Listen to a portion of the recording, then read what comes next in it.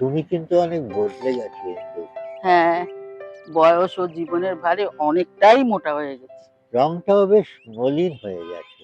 সেটা মলিন হয়েছে, কিন্তু মনের রংটা কিন্তু বদলায়নি মশাই। সে আর বলতে, ভাবিনি তোমার সাথে আবার এতদিন বাদে দেখা হবে, 20 বছর পর।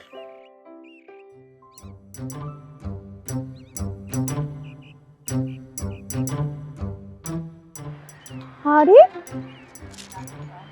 সুমনার শাশুড়ি না,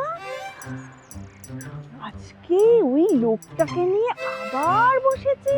সত্যি দিনকাল যা পড়েছে না, আর কি বলবো। কোথায় আমরা আমাদের ছেলে মেয়েদের প্রেম দেখবো, তার জায়গায় শ্বশুর শাশুড়ির প্রেম। ছি ছি ছি ছি, এক্ষুনি সুমনাকে ফোন করতে হবে।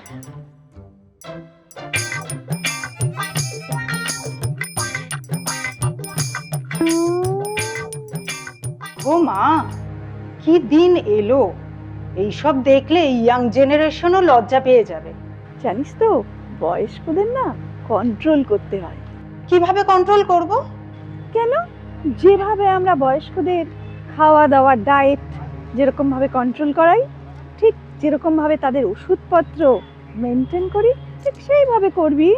হ্যাঁ, তাহলেই হয়েছে। ওনার যা জেদ আর তেজ এই বয়সে! তাই নাকি? তবে আর কি, তুমি লজ্জায় ডুবে মরো। না না, দেখি এর একটা বিহিত করতেই হবে। আজ শুভ আসলে বলতে হবে। বলিস? কি বললে? মা প্রেম করছে? তবে আর বলছি কি, তোমার মাথা খারাপ হয়ে গেছে। জানি তুমি বিশ্বাস করবে না, একটা বাজে ব্যাপার এটা, অবিশ্বাস্যকর একটা ব্যাপার। এটা দেখো। এটা কি? সুতপা লুকিয়ে লুকিয়ে ফটো আর ভিডিওগুলো তুলেছে, আর এই ঘটনা একদিন না, দিনের পর দিন লেখে ঘটে চলেছে।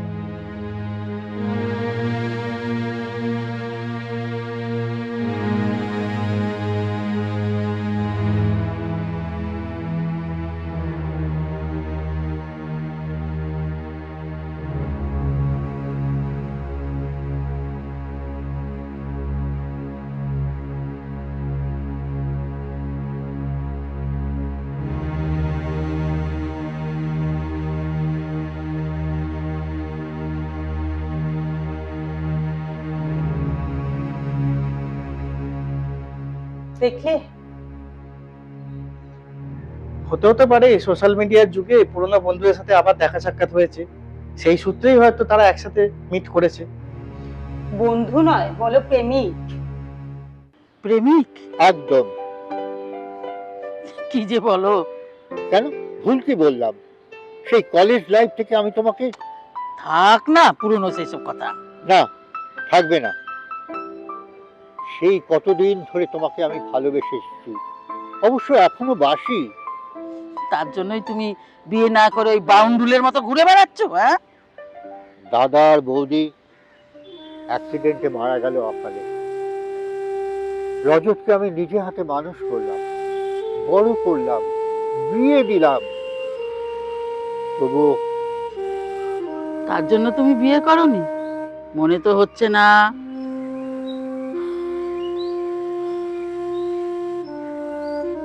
ভাবিনি এতদিন পরে তোমাকে আবার নতুন করে ফিরে পাবো।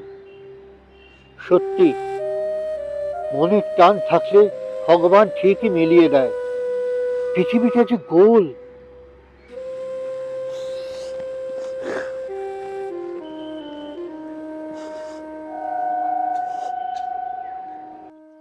সব কেমন গন্ডগোল হয়ে যাচ্ছে ঠাম্মা। কেন? কিসের গন্ডগোল? দাদা ভাই চলে যাওয়ার পর তুমি অনুপম দাদা ভাইয়ের সঙ্গে যোগাযোগ রাখনি কেন? আরে তখন তো তোর বাবা খুব ছোট ছিল। 2 বছরের ছেলেকে মানুষ করাই আমার একমাত্র লক্ষ্য ছিল। তোমাদের মধ্যে তো অনেক ভালোবাসা ছিল, তোমার বাবা মেনে নেয়নি বলেই তো তোমাদের বিয়েটা হলো না। কি রে, এখানে কি হচ্ছে? আড্ডা মারছিস? পড়াশোনা নেই? আছে তো, একটু গল্প করছি ঠাম্মার সাথে। মা, সকালবেলা আপনি যেরকম হাঁটতে যান, তখন টাটকা সবজি মাছ কিনে নিয়ে আসবেন, বিকেল বেলায় এবার থেকে মিষ্টিকে নিয়ে আর টিউশনে যেতে হবে না।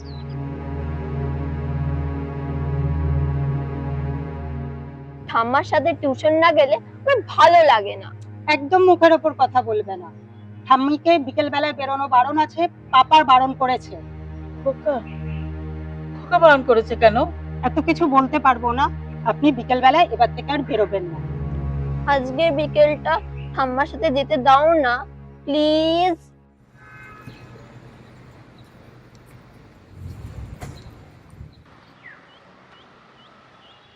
তাহলে তুমি যাও ঠাম্মা। আচ্ছা দিদিভাই, হুম? তুমি মার সাথে ঝগড়া করে আমাকে বাইরে নিয়ে এলে? এলাম তো, নাহলে তুমি অনুপম স্যারের সঙ্গে দেখা করতে কি করে? দিদিভাই তোমার রাগ হচ্ছে না? রাগ কেন হবে? যে কারণে তোমার মা বাবা অসন্তুষ্ট হচ্ছে। আমি এখনকার জেনারেশন, বন্ধুদের মূল্য বুঝি। আচ্ছা, তোমাদের বাবাই তো তোমাদের মিল হতে দেন, কারণ অনুপম স্যার ব্রাহ্মণ ছিল না বলে। আচ্ছা, তারপর কি হলো? তুমি যখন অনুপম স্যারকে গিয়ে বললে যে তোমাদের বিয়ে অসম্ভব, তখন কি হলো বলো না ঠাম্মা? কি লাভ হলো এত পড়াশোনা করে যদি মানুষের অন্ধবিশ্বাস গোছাতেই না পারলে?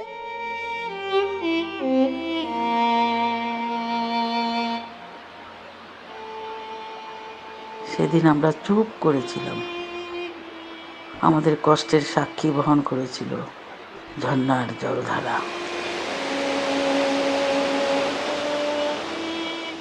আমরা থাকতাম রাঁচিতে। বাবা অনুপমের সাথে আমাকে আলাদা করার জন্য কলকাতায় পোস্টিং নিয়ে নেয়। বন্ধুদের মুখে শুনেছিলাম ও প্রায় একা একাই ঝর্ণার ধারে চুপচাপ দাঁড়িয়ে থাকে।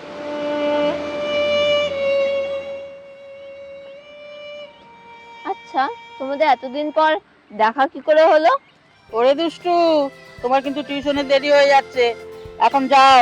আমি কিন্তু এখান থেকে আবার এসে নিয়ে যাব। ঠিক আছে, যাচ্ছি, পরে এসে কিন্তু সব শুনবো। চুপ করতে বলে চুপ করবো না। আর কত চুপ করে থাকবে বলো তো? হ্যাঁ, যে ভাইপোকে তুমি কোলে পিঠে মানুষ করেছো, ওর পছন্দ মতো বিয়ে দিয়েছো, যার জন্য তুমি নিজে বিয়ে করনি, আর সেই ভাইপোকে এখন তোমাকে পাঁচ কথা শোনাচ্ছে।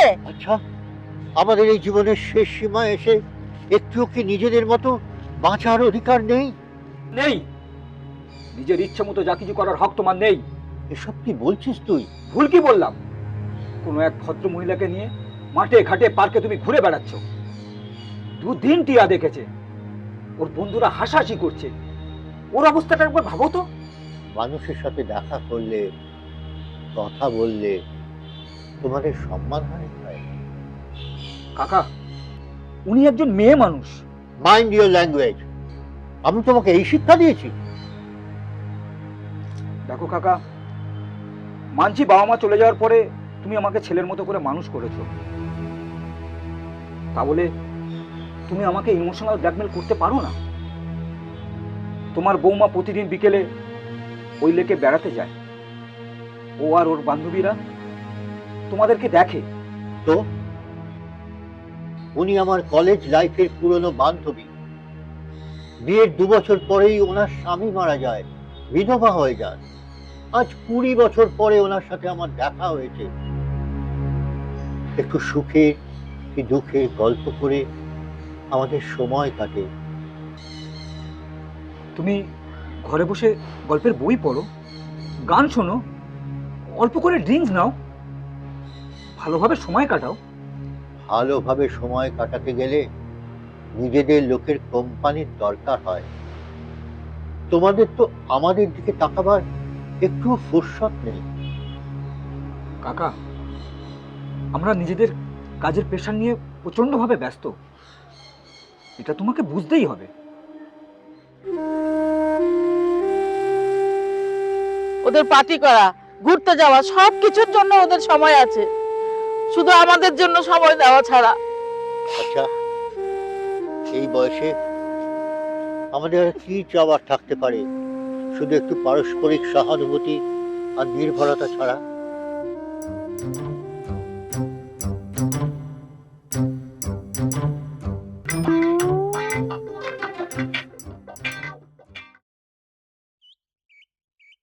হাঁটুর ব্যথাটা বড্ড বেড়েছে। আমাকে ধরে আমার কাঁধে ভর দিয়ে হাঁটো। বৃদ্ধ বয়সে তো আমরা একে অপরের লাঠি হতে পারি।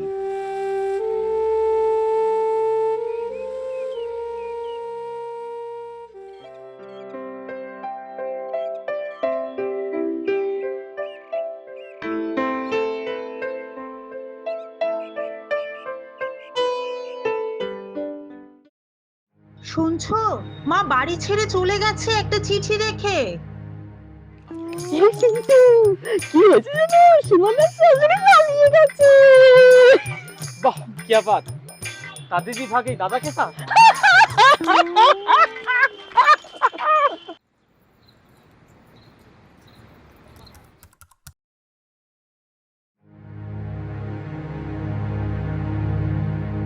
তোমার কাকা বৃদ্ধাশ্রমে গিয়ে উঠেছে ওই ভদ্রমহিলার হাত ধরে। মধ্য বয়সের প্রেম বুড়ো বয়সে জেগে উঠেছে।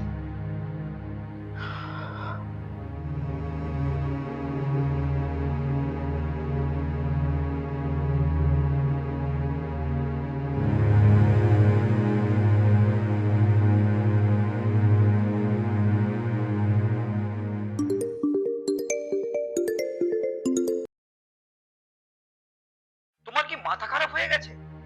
তুমি এই বয়সে বাড়ি ছেড়ে চলে গেছো ওই বৃদ্ধা মহিলাকে নিয়ে? আমিও একটু নিজের মতো করে বাঁচতে চাই, তোমরাও একটু স্পেস পেলে। দেখো কাকা, এত বড় বাড়িতে তুমি আরামে থাকতে পারতে। আমি যেখানে বেড়াতে গিয়েছি তোমার জন্য ভালো ভালো গল্পের বই এনে দিয়েছি, বাড়িতে একটা লাইব্রেরিও পর্যন্ত করে দিয়েছি, ভালো ভালো গানের সিডিও তোমার এনে দিয়েছি। দেখো, তোমার পছন্দ মতো আমি বাগানও করে দিয়েছি। তাহলে কিসের অসুবিধা ছিল তোমার? এই বয়সে আমার দরকার তোমাদের একটু সাহচর্য, একটু টেক কেয়ার। আর এই বয়সে আমাদের আর কি চাওয়ার থাকতে পারে বলো তো? কিন্তু তোমরা নিজেদের পার্টি, নিজেদের বেড়ানো, নিজেদের সমস্যা নিয়েই ব্যস্ত। আমাদের জন্য তোমাদের এক ফোঁটাও সময় নেই। আমি কি তোমাকে ভালো রাখিনি? নিশ্চয়ই তা রেখেছো। তবে তোমরা আমাকে দিয়েছো একটা ভালো বাসা, কিন্তু আমার এখন প্রয়োজন একটু ভালোবাসা। কাকা, কাকা,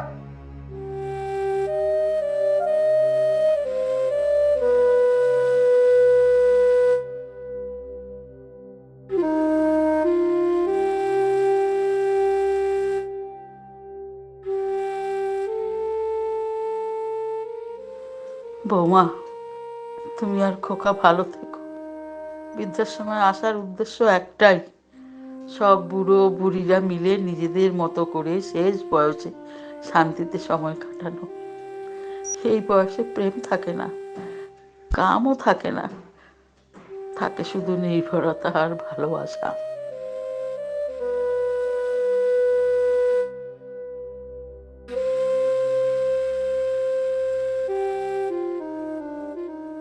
বৃদ্ধাশ্রম শুধু অগতির আশ্রয় নয়, বর্তমানে বৃদ্ধাশ্রম শান্তিরও ঠিকানা। বৃদ্ধাশ্রম মানে শুধু একাকী বৃদ্ধ বা বৃদ্ধা নয়, অনেক অবসরপ্রাপ্ত স্বামী স্ত্রীরও শান্তির ঠিকানা। সব বুড়ো বুড়িরা মিলে নিজেদের গল্প, আনন্দ, গান ভাগ করে নিয়ে শেষ জীবনটা স্বর্গবাসের মতো কাটাতে চান। সংসারের প্রতি দায়িত্ব শেষ করে এখন নিজেদের ভালো রাখাটাই তাঁদের জীবনের শেষ কর্তব্য বলে তারা মনে করেন।